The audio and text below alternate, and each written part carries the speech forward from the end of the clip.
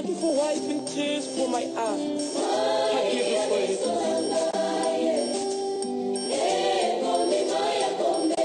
And I proclaim.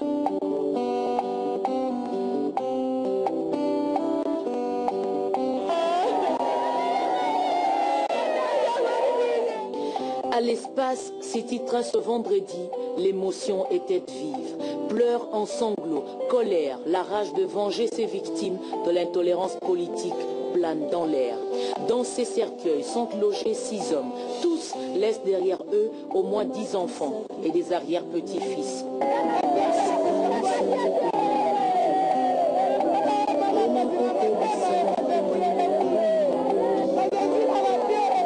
Nous sommes éprouvés, nous sommes en train de pleurer. Ce sont nos martyrs, le martyr de la démocratie. Inconsolable, Adolphe Mouzito, soutenu par sa femme, rejoint le lieu des hommages avec des mots contre l'impunité. En tant que gouvernement, nous allons enclencher les procédures judiciaires pour que les fautifs soient sanctionnés et que les familles obtiennent réparation. Et nous pensons que la CPI, qui suit la situation des actes de violence post-électorale, doit noter, documenter cette situation. Au Palou, l'ampleur des valeureux militants qui ont jusqu'au sacrifice de leur sang protégé héroïquement le siège du parti le 26 novembre dernier face à l'agression par des cailloux et des bois cloués préparés par les combattants. Pour le secrétaire permanent Godefroy Mayobo, l'UDPS s'est démasqué. Ce jour de 16 décembre 2011 est un jour de très grande tristesse pour les nationalistes progressistes en général et pour ceux du parti Lumumbiste Unifié en particulier. C'est un jour effroyable, un jour de profonde désolation causé par la furie et l'intolérance sanguinaire et inexplicable des membres du parti politique appelé en sigle UDPS et dirigé par Papa Étienne Tshisekedi.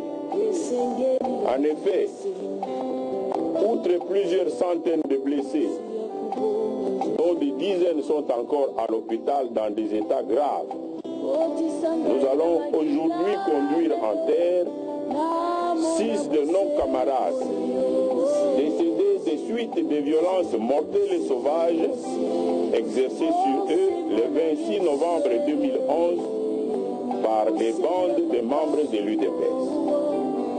Nos camarades que nous pleurons ici sont tombés simplement parce que ce 26 novembre-là, ils se préparaient à finir dans la joie et la paix la campagne électorale présidentielle avec le candidat Joseph Kabila que le Palou avait décidé de soutenir. Nos infortunés camarades se rendaient vers le boulevard Lumumba pour se positionner en vue d'un carnaval pédestre avec leur candidat président de la République. Mais ils ont été surpris par des hordes folles et furieuses des jeunes membres de l'UDPS dont la plupart avaient l'âge de leur fils ou de leur petit-fils. Ces bandits les ont pris à partie en leur infligeant des pires sévices de lapidation et de bastonnades, même avec des bâtons munis de clous. Ces forfaits affreux ont été commis entre 9h, heure à laquelle le siège du Palou au pont Matete était également attaqué par les mêmes malfaiteurs, et 12h, alors que le carnaval ne devait commencer que vers 14h. Devant nous ici, il y a 6 dépouilles de nos chers camarades, morts ce jour fatidique du 26 novembre 2011, ou décédés par la suite à cause des coups mortels qu'ils avaient reçus ce jour-là. Il s'agit de Célestin Massembele, sexe masculin, âge 69 ans, numéro de carte de membre 40 159, cellule d'appartenance Antoine Gizenga, section Massina 2, province de Tchango 1. Il est mort le 8 décembre 2011. La cause du décès, il a reçu des coups de pierre à la poitrine et au ventre. Il était marié, il laisse 10 enfants et 18 petits-enfants. Deuxième, c'est Kimpere Kirampia, masculin, 72 ans d'âge. Numéro de carte de membre 50 191. Il était de la cellule Maïndombe dans la section Massina 1, province de Tchango 1. Il est mort le 9 décembre des suites de coups de pierre à la poitrine et au bas-ventre qu'il avait reçu le 26. Il était marié, il laisse 7 enfants et 20 petits-fils. Le troisième, c'est Félix Mbongopassi, masculin, 69 ans. Numéro de carte 46 047, cellule Okito, section Nalou, province Tchango 1.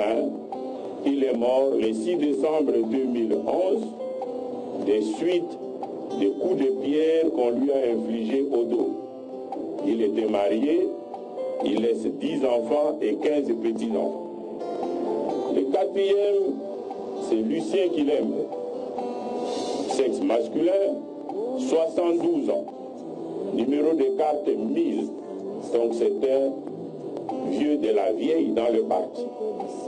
Cellule 29 juillet, il était de la section Kinkole 1 dans la province Balou de Tchango. Il est mort le 9 décembre 2011. Il a reçu des coups de pierre à la poitrine. Il était marié, il laisse 8 enfants et 18 petits-enfants. Le cinquième, c'est Matondo Ndoi, 56 ans. Numéro de carte 75 427. Il était de la cellule Kulumba, section Massina 3, province de Tchango 1. Il est mort le 9 décembre 2011. Il a reçu des coups de pierre au bas-ventre. Il était marié, il laisse 7 enfants et 17 petits-enfants. Le sixième, c'est Jean Kalau, 71 ans. Numéro de carte 40 682, cellule 29 juillet, section Massina 2, province de Tchango 1. Il est mort le 26 novembre 2011. Il a reçu coups de pierre sur la tête et coups de bâton cloutés sur la tête. Il est marié, il était marié, il laisse 6 enfants et 25 petits-enfants. À ces décomptes macabres, il faut ajouter 2 autres camarades morts pour les mêmes causes et dans les mêmes circonstances, mais que leurs familles ont préféré enterrer avant cette cérémonie commune. Ces camarades sont Grégoire Kounouanina. Il est mort le 26 novembre 2011 à Kinkole.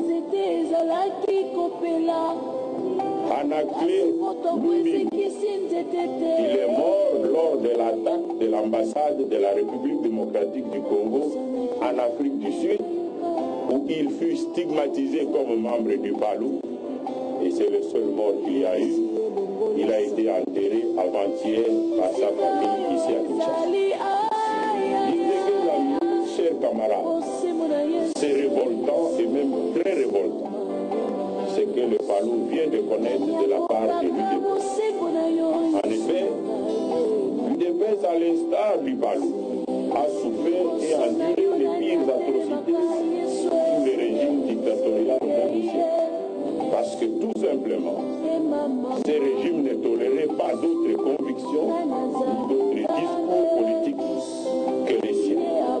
Ces régimes ne supportaient pas le pluralisme politique et démocratique que les Balou prônaient et prônent toujours, et que l'UDPS prétendait aussi défendre. Pour cela, ces 2 partis avaient connu à cette époque d'immenses souffrances de la part du dictateur et de ses services. Le Balou pensait alors que l'UDPS était toujours sur le même credo. Mais force est de constater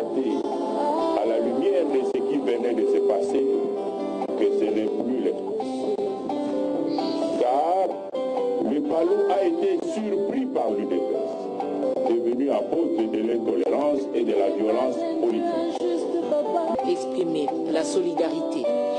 La liberté de la pensée, la liberté d'expression est devenue écrite. Voilà pourquoi de manière prématurée, on nous envoie au pays des ancêtres. Nous disons, il se serait agi d'autres partis politiques. Vous aurez vu ici plein d'ONG de droits de l'homme. C'est inadmissible. Mais puisqu'ils sont morts pour la démocratie, ils ne sont pas morts pour rien. La justice fera son travail, ils seront vengés. Que des gerbes et des fleurs pour rendre un hommage digne à ceux qui ne reverront plus sur terre. Que Dieu les pardonne. Et deuxièmement, qu'ils puissent rentrer à l'école de la démocratie et la véritable démocratie alors. Comme ça, ils peuvent contribuer à l'avancement de la démocratie dans notre pays et reconstruire ensemble le pays. La réaction que j'ai, c'est de dire, vous avez en face de vous un parti nationaliste qui a perdu de son sang depuis les années des indépendances, qui pour le moment, à l'occasion de la démocratisation, continue de perdre des vies humaines, et vous avez ce parti qui garde la dignité nationale. Cela veut dire que la barbarie, telle que nous l'avons observée maintenant, si ça avait atteint certains autres cercles politiques, la ville pouvait flamber. Mais nous, dans la conscience que nous avons, même si nous regrettons formellement ce qui est arrivé, mais nous en appelons au sens de la concorde nationale. Je ne dirais pas du pardon, parce que la barbarie ne se pardonne pas, mais j'en appelle à la conscientisation nationale. Le parti a demandé à ce que chacune des familles se constitue partie civile, parce que cet acte-là, même si nous disons que du point de vue politique, nous sommes responsables de l'encadrement de nos militants, mais du point de vue civil, les familles ont le droit de poursuivre des bandits jusqu'à leur dernier retranchement. Les combattants ont attaqué les militants. Il y a 6 morts aujourd'hui que nous enterrons. Mais ce n'est pas ça de la politique. Le parti Lumumbis Unifié fait de la politique. Le parti Lumumbis Unifié, c'est un parti pacifique. Donc nous pensons que l'autorité du pays prendra les dispositions pour sanctionner les personnes qui ont commis ces actes-là et leurs commanditaires. Ici, tout le monde a la conviction qu'ils vont rejoindre les pères de l'indépendance, Lumumba, Okito et les autres, après leur inhumation au cimetière de Mikonga.